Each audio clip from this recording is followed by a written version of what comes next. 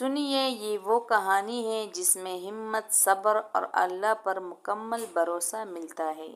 حضرت موسیٰ علیہ السلام کی کہانی۔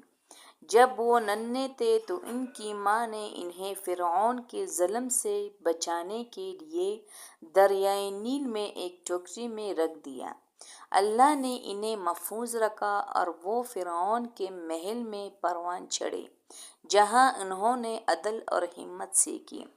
ایک دن اللہ نے انہیں چن لیا اور ان کے ہاتھ میں عصا ایک نشانی معجزہ بن گیا۔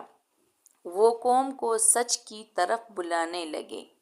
جب فرعون نے جھٹلایا تو اللہ نے موسیٰ علیہ السلام کی رہنمائی سے سمندر کو 2 حصوں میں کیا۔